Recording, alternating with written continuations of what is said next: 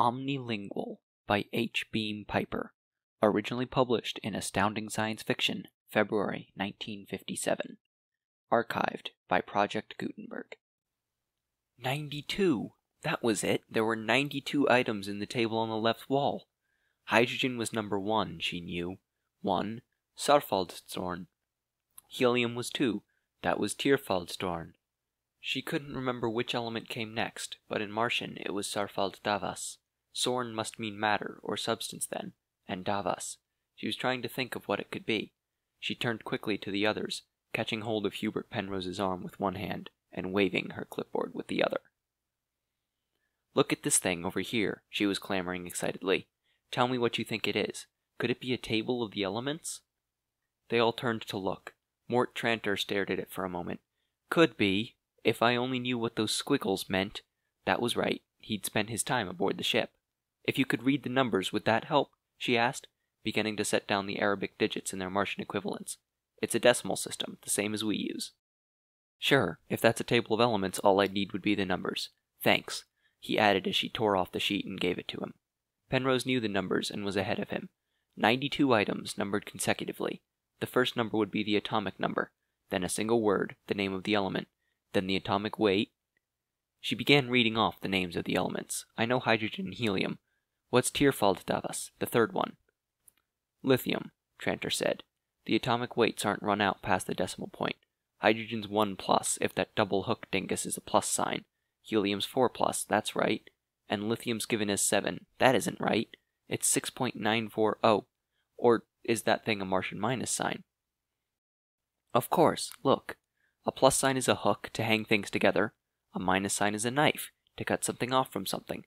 See, the little loop is the handle and the long pointed loop is the blade. Stylized, of course, but that's what it is. And the fourth element, Kiradavas. What's that?" "Beryllium. Atomic weight given as 9 in a hook. Actually, it's 9.02. Sid Chamberlain had been disgruntled because he couldn't get a story about the Martians having developed atomic energy. It took him a few minutes to understand the newest development, but it finally dawned on him. "Hey, you're reading that!" he cried. "You're reading Martian!" "That's right," Penrose told him. "Just reading it right off." "I don't get the 2 items after the atomic weight, though. They look like months of the Martian calendar. What ought they to be, Mort?" Tranter hesitated.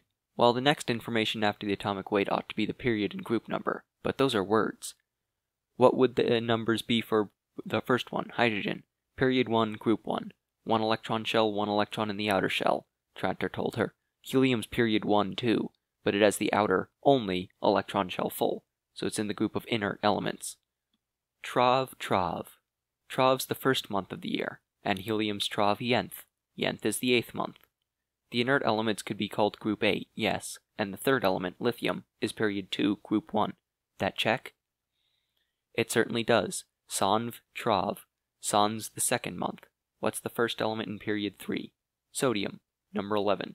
That's right, it's Krav Trav. Why, the names of the months are simply numbers, 1 to 10, spelled out. Doma's the 5th month. That was your first Martian word, Martha, Penrose told her. The word for 5. And if Davas is the word for metal, and Sornhulva is chemistry and or physics, I'll bet Tadavas Sornhulva is literally translated as of metal matter knowledge. Metallurgy, in other words. I wonder what Martha Norvad means. It surprised her that, after so long and with so much happening in the meantime, he could remember that. Something like journal, or review, or maybe quarterly. "We'll work that out too," she said confidently. After this, nothing seemed impossible.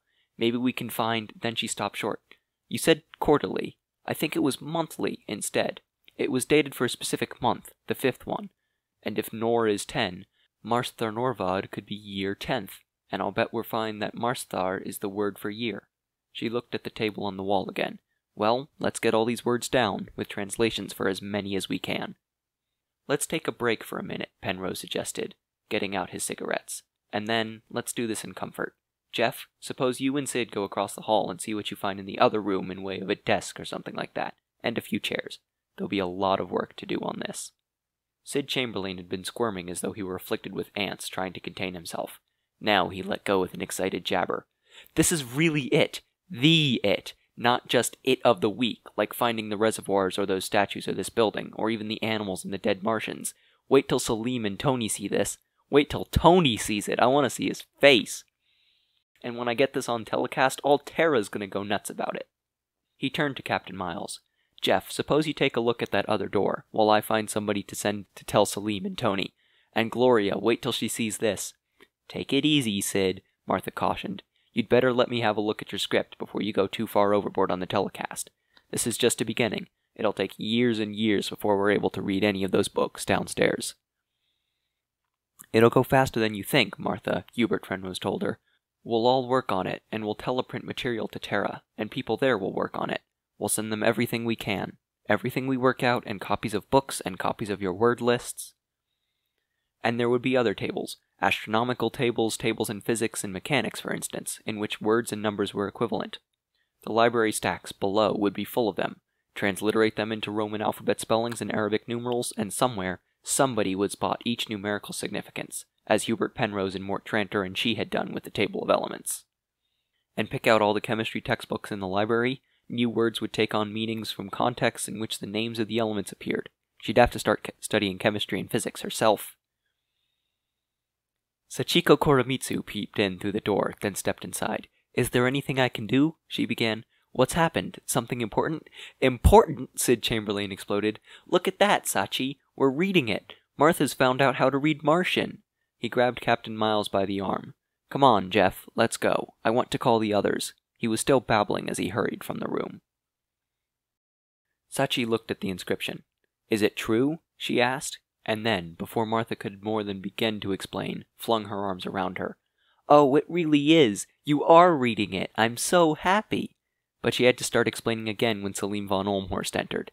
This time, she was able to finish. But Martha, can you really be sure? You know, by now, that learning to read this language is as important to me as it is to you, but how can you be so sure that those words really mean things like hydrogen and helium and boron and oxygen? How do you know that their table of elements was anything like ours? Tranter and Penrose and Sachiko all looked at him in amazement. This isn't just the Martian table of elements, that's THE table of elements. It's the only one there is, Mort Tranter almost exploded. Look, hydrogen has 1 proton and 1 electron. If it had more of either, it wouldn't be hydrogen, it'd be something else. And the same with all the rest of the elements. And hydrogen on Mars is the same as hydrogen on Terra, or on Alpha Centauri, or in the next galaxy. You just set up those numbers in that order, and any first-year chemistry student could tell you what elements they represented, Penrose said. Could if he expected to make a passing grade, that is. The old man shook his head slowly, smiling. I'm afraid I wouldn't make a passing grade. I didn't know, or at least I didn't realize that. One of the things I'm going to place an order for, to be bought on the Schiaparelli, will be a set of primers in chemistry and physics, of the sort intended for a bright child of 10 or 12. It seems that a Martiologist has to learn a lot of things that the Hittites and Assyrians never learned about. Tony Latimer, coming in, caught the last part of the explanation. He looked quickly at the walls and, having found out just what had happened, advanced and caught Martha by the hand. You really did it, Martha! You found your bilingual! I never believed that it would be possible. Let me congratulate you. He probably expected that to erase all the jibes and sneers of the past. If he did, he could have it that way.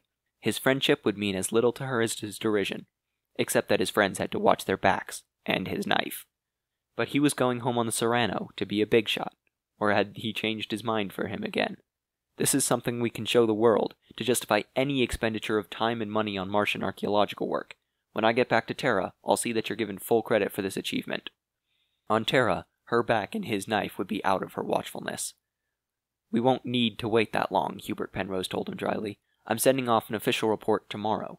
You can be sure Dr. Dane will be given full credit, not only for this, but for her previous work, which made it possible to exploit this discovery.